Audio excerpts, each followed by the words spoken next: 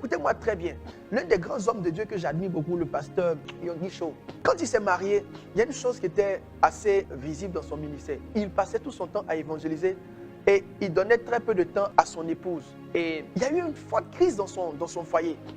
Sa femme avait commencé à déprimer au point où il partait vers le divorce. Et il a dit à Dieu que s'il lui doit perdre sa femme pour continuer à évangéliser, c'est le plus important. Que ce qui est important pour lui, c'est le Seigneur, ce n'est pas une femme. Le Seigneur lui a dit, si tu perds ta femme, tu perds ton ministère. Ne jouez pas ça. Hein. Je ne condamne pas les pasteurs qui ont déjà divorcé. Mais je parle à ceux qui n'ont pas encore divorcé. Concentrez-vous autant que vous pouvez. Mais vivez une vie qui ne vous conduise pas vers le divorce.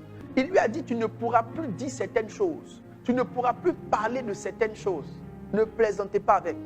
Le divorce est un mal qui va vous mettre en marge de votre appel. Autant que vous pouvez éviter le divorce.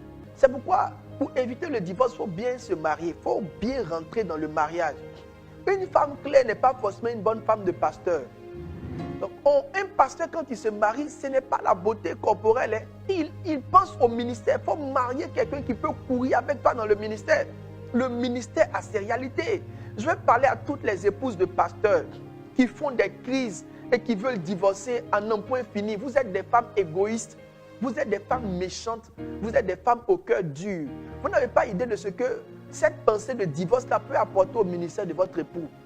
Quel problème il y a entre des enfants de Dieu qu'on ne peut pas régler? Le problème est comment et qu'on ne peut pas régler. Le divorce souvent cache une mauvaise foi.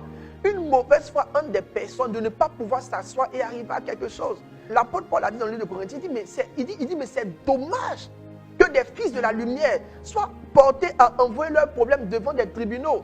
Il dit, mais si vous êtes enfant de Dieu, vous n'avez pas pu régler ce problème que des gens du monde viennent parler au milieu de nous, mais c'est une honte. Le divorce là, je prie que ça ne nous touche pas. Mais en même temps, je dis, ce n'est pas une chose qu'on doit caresser.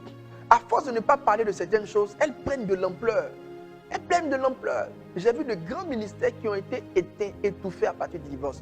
Je prie pour quelqu'un qui m'écoute aujourd'hui. Le divorce ne sera point ton partage au nom de Jésus.